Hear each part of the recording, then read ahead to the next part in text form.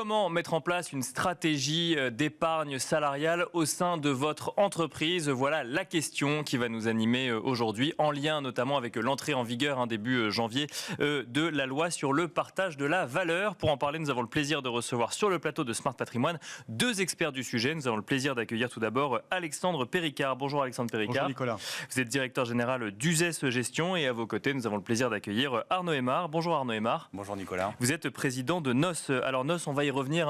L'idée derrière NOS, c'est justement d'aider les dirigeants à mettre en place des stratégies d'épargne salariale et plus spécifiquement aussi d'actionnariat salarié, si je ne dis pas de bêtises. C'est exactement ça. Nous, notre rôle, donc, c'est de les accompagner dans la structuration et la mise en place d'un dispositif d'actionnariat salarié via le plan d'épargne entreprise, avec comme objectif clair, donc aligner les intérêts des collaborateurs avec ceux du dirigeant en créant un environnement, je dirais, motivant et participatif. On y reviendra dans un instant. On va commencer avant cela avec vous, Alexandre Péricard, peut-être à redéfinir un cadre. Depuis le 1er janvier, il est maintenant obligatoire pour un certain nombre d'entreprises, notamment ce qu'on peut appeler les PME, de mettre en place un dispositif de partage de la valeur ou d'épargne salariale. Qu'est-ce que ça change pour ces entrepreneurs ou ces dirigeants aujourd'hui ?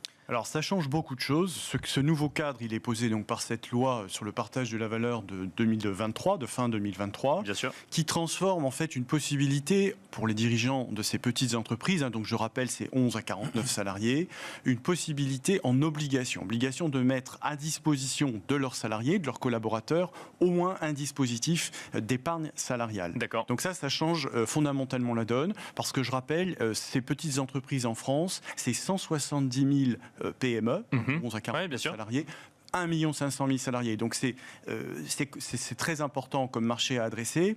Et surtout, nous, le regard qu'on souhaite poser sur cette loi, c'est un regard positif, faire en sorte que cette obligation ne soit pas vécue comme une contrainte par le chef d'entreprise, par le dirigeant, mais bien comme une opportunité. Voilà, le sujet, c'est de l'aider, de l'accompagner dans la mise en place de ce dispositif à destination de ses salariés. Mais alors justement, peut-être on va continuer avec vous, Alexandre Péricard, et on posera la même question à Arnaud Aymar. Quand on parle d'épargne salariale, on a souvent eu l'impression qu'on parlait d'un dispositif complexe à comprendre et complexe à mettre en œuvre. Début 2025, est-ce que c'est compliqué pour un dirigeant de mettre en place un dispositif d'épargne salariale ? Alors, les grandes avancées qu'on a pu observer ces dernières années ont tendu vers une simplification des dispositifs. Et cette nouvelle loi, qui fait suite à la loi PACTE de 2019, s'inscrit dans cette continuité. C'est-à-dire que c'est beaucoup plus simple aujourd'hui pour les petites entreprises de mettre en place ces dispositifs. On parle de la prime de partage qui est très simple à mettre en place. Les accords d'intéressement aussi. L'intéressement peut se mettre en place sur simple décision unilatérale de la direction générale, sans avoir nécessairement à négocier un accord de participation, d'intéressement. Donc le dispositif aujourd'hui il est plus simple à déployer au sein des entreprises. Arnaud Aymar, même constat, c'est plus simple aujourd'hui de mettre en place un dispositif de partage de la valeur ? Je rejoins complètement Alexandre, c'est plus simple. Après, ce qui est important de noter, c'est que surtout aujourd'hui, ce dispositif est là pour aider les entrepreneurs à faire face aux enjeux auxquels ils sont confrontés aujourd'hui. D'accord. L'enjeu, on le connaît, ça fait l'actualité aujourd'hui, c'est un contexte économique, politique compliqué. C'est un marché de l'emploi qui est encore plus difficile, et cette loi de partage de la valeur s'adresse particulièrement aux entreprises de 11 à 49 salariés. Donc un entrepreneur, quand il cherche à recruter, il est face à des entreprises qui ont des moyens complètement différents, beaucoup plus considérables, et donc tout l'arsenal de la loi de partage de la valeur, les accords d'intéressement, les accords de participation, l'abondement dans le plan d'épargne entreprise sont là pour faciliter l'entrepreneur face à ces enjeux donc de recrutement, de fidélisation du collaborateur. Ça donne un outil en plus dans un contexte de recrutement pour être attractif, par exemple, quand on est une PME française ? Exactement. Je crois que tous les entrepreneurs ont déjà fait face à une problématique d'un collaborateur formé qui s'en va. Bien sûr. Tout cet arsenal-là est vraiment là pour fidéliser et diminuer ce qui s'appelle le turnover dans l'entreprise. Concrètement, comment on met en place un dispositif de partage de la valeur, d'épargne salariale, d'intéressement ou d'actionnariat salarié, Arnaud Aymar ? Eh bien, on le met en place, donc, comme le disait Alexandre, en sollicitant l'accord des entreprises. Donc, en fonction des salariés, pardon, en fonction de la taille de l'entreprise, donc jusqu'à 10 salariés, ça peut être unilatéral. Après, il faut faire valider ça par le comité social de l'entreprise. Et donc, je pense qu'il est primordial de se faire accompagner par des conseils pour encadrer cette mise en place et surtout, je pense, le rédiger de manière intelligente. Ce qui est important et ce en quoi je crois, c'est qu'une prime d'intéressement, tout ce qui est partage de la valeur, n'est pas une charge additionnelle pour l'entreprise. Je pense que tant qu'il n'y a pas de création de valeur, il n'y a pas de partage. Et donc, oui, bien sûr. La pédagogie doit être là, donc d'accompagner l'entrepreneur à créer quelque chose qui l'aide dans son quotidien, dans l'encadrement des salariés, dans la définition des objectifs. Il faut bien comprendre qu'on ne s'engage pas à verser une charge en plus pour l'entreprise, mais que ça ne viendra qu'en fonction de la performance de l'entreprise sur l'année, c'est ça ? C'est ça. Pour moi, l'accord d'intéressement, c'est un amortisseur conjoncturel. On maîtrise sa masse salariale en fonction de la valeur ajoutée. Et quel intérêt, opportunité à mettre en place un dispositif d'actionnariat salarié dans le contexte qui est celui d'un certain nombre d'entreprises aujourd'hui, être obligé de se poser la question de partager la valeur au sein de l'entreprise ? L'actionnariat salarié, c'est l'aboutissement finalement de la loi du partage de la valeur. C'est donner d'autres leviers aux salariés, à savoir l'enrichissement par l'appréciation de la valeur économique de l'entreprise et également les revenus générés, à savoir les dividendes. Donc aujourd'hui, voilà, moi je suis du monde de la voile, je fais la comparaison entre les grandes entreprises, les gros bateaux, plein de marins, et les plus petites entreprises qui, encore une fois, il ne faut pas oublier que la moitié des employés dans le privé sont dans les TPE, les PME. Bien sûr. Dans un grand bateau, un marin, sa contribution a finalement assez peu d'impact sur la conduite, alors que dans une plus petit navire, chaque employé va avoir une contribution beaucoup plus impactante.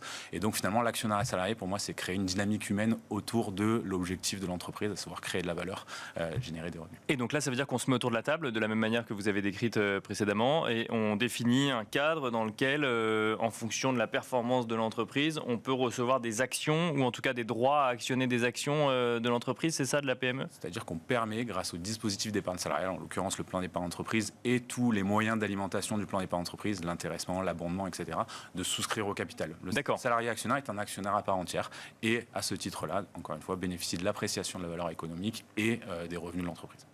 Alexandre Péricard, il y a quand même une question derrière tous ces sujets d'épargne salariale, d'intéressement, de participation ou d'actionnariat salarié. C'est quelle gestion financière de tout cela ? Que ce soit proposer des fonds dans lesquels ensuite les salariés peuvent investir, quel type de produits on propose, comment est-ce qu'on définit la valeur de l'entreprise quand on veut faire de l'actionnariat salarié. Il y a un besoin d'accompagnement à un moment, parce que là, il y a un besoin de valorisation ou tout simplement de mise à disposition d'outils financiers. Oui. Il y a un très gros besoin d'accompagnement du dirigeant dans la mise en place du plan, je dirais au plan juridique, mais aussi dans son contenu en termes de propositions financières. Je crois que les salariés ont besoin d'être accompagnés dans les choix, dans les options qui leur sont proposées à l'intérieur du plan, pour mieux maîtriser en fait les supports sur lesquels ils vont pouvoir investir cette épargne. C'est une épargne réputée de long terme. Il faut quand même le rappeler. C'est ça aussi l'esprit de toutes ces lois sur l'épargne salariale. Elle s'inscrit dans le long terme. C'est une manière pour les salariés de se constituer un complément de retraite. On est un petit peu dans le cadre de la retraite par capitalisation dans ce cas-là. Et donc, l'idée, c'est de savoir bien dans quel panier on va mettre ses œufs, quelque part. Oui, bien sûr. Et de comprendre quels sont les supports risqués, ceux qui sont moins risqués, quels sont les horizons de placement. Voilà, de créer une meilleure culture financière. Et ça, pour avancer sur ces sujets-là, les gérants d'actifs ont un rôle clé d'accompagnement. Voilà. Mais quand on est dirigeant d'entreprise, son rôle, c'est pas forcément de mettre à disposition 20 fonds, 20 véhicules d'investissement différents. Comment est-ce qu'on choisit ? Comment est-ce qu'on s'adosse à un partenaire ? Est-ce qu'on choisit soi-même les véhicules sur lesquels les salariés vont pouvoir investir ? Concrètement, cette partie-là, quel rôle du dirigeant ? L'objectif, c'est pas de noyer les salariés dans leur décision de placement, leur choix de placement. Donc, c'est de leur présenter, la plupart du temps, des profils de risque. Voilà, un D'accord. profil prudent, un profil équilibré, un profil plus dynamique. Alors ce profil dynamique, il peut passer aussi par le fonds d'actionnariat salarié, justement. D'accord. Puisqu'on est sur un véhicule action, donc par définition le plus risqué. Donc ça peut être aussi une bonne manière d'approcher le risque, puisque vous êtes salarié d'une entreprise, vous y travaillez, donc vous la connaissez. Oui, bien sûr. C'est une bonne façon. Vous connaissez ses forces et ses faiblesses, ou en tout cas la perception que vous en avez. Si vous croyez finalement à son histoire, à sa capacité de développement, vous vous dites, oui, c'est intéressant pour moi que d'investir une partie, en tout cas, de cette épargne dans le support actionnariat salarié qui représente le support le plus risqué. Les deux peuvent se cumuler. Les deux peuvent se cumuler, puisqu'on va leur donner la possibilité, alors sous forme de poids, s'exprime en pourcentage tout simplement, c'est pas compliqué, de dire, voilà, j'alloue 50% de ce qui m'est versé cette année sur le fonds d'actionnariat salarié, ou alors sur d'autres véhicules plus sécuritaires. Arnaud Aymar, je voyais que vous vouliez réagir. C'est ça, encore une fois, on choisit de souscrire au fonds d'actionnariat salarié en étant nous-mêmes acteurs en tant que salariés de l'entreprise. Bien sûr. Ouais. Et également d'autres... On parie sur soi-même quelque part. Alors sur les collègues aussi, il faut leur faire confiance. Il y a un côté responsabilisation, effectivement. Tout le monde est dans le même bateau, encore une fois, et tout le monde est acteur de la performance du fonds. Après, il est important, effectivement, de proposer une offre financière diversifiée qui va amener des risques peut-être un petit peu moins importants et qui va offrir aux salariés la possibilité donc de ne pas mettre en risque une partie de son épargne que lui-même va pouvoir mobiliser, encore une fois, à des horizons un peu plus courts liés à l'épargne salariale. Les dirigeants d'entreprise, quand on leur parle d'actionnariat salarié, ils sont plutôt réceptifs, parce que du coup, ils ont l'obligation de mettre en place un dispositif de partage de la valeur. Et là, vous venez les voir en leur disant, mais vous pouvez même ouvrir votre capital à vos salariés. Ils sont réceptifs au sujet, ou il y a de la pédagogie à faire? Peut-être Alexandre Péricard, on va finir avec vous, Arnaud Aymar. Je dirais que l'actionnariat salarié, c'est l'aboutissement, en fait, de toute une réflexion que conduit le chef d'entreprise. Ça ne se fait pas comme ça d'emblée. Je pense que chacun a aussi sa vision de ce qu'est l'entreprise. Bien sûr. En tant que responsable. L'entreprise joue un rôle social, sociétal. Ouvrir son capital, c'est faire un geste fort, c'est faire un geste... Mais c'est un geste d'engagement aussi. C'est un geste d'engagement pour susciter l'adhésion des collaborateurs, les faire participer aux fruits de la croissance. Ça, c'est du collectif. Donc ça a énormément de sens, mais c'est vrai que c'est pas nécessairement évident. Donc je crois qu'il y a chez certains des volonté immédiate de le mettre en place, puis d'autres qui seront peut-être dans une démarche un peu plus progressive, qui commenceront par mettre en place un plan d'épargne, tout simple, comme d'habitude, un plan d'épargne salariale, la participation, l'intéressement, qui reste facultatif, bien sûr, oublié, et puis, dans un second temps, l'actionnariat. Arnaud Aymar, il faut se faire à l'idée, c'est ça pour certains dirigeants? Il faut se faire à l'idée, il y a un peu de pédagogie à faire, mais après on comprend assez vite les enjeux donc sur le marché de l'emploi et également, et c'est ce que l'on va retrouver de plus en plus avec ce qu'on appelle les baby boomers, donc un vrai enjeu de transmission d'entreprise. Donc, bien sûr. C'est un vrai sujet de positionner les salariés comme des repreneurs potentiels. Donc l'actionnariat salarié contribue à ça. Merci à tous les deux d'avoir répondu à un certain nombre de questions que peuvent se poser les dirigeants de PME sur la mise en place donc de dispositifs d'épargne salariale. Merci Alexandre Péricard, directeur général d'USS Gestion. Merci Arnaud Aymar, président de NOS. Et quant à nous, on se retrouve tout de suite dans l'œil de l'expert.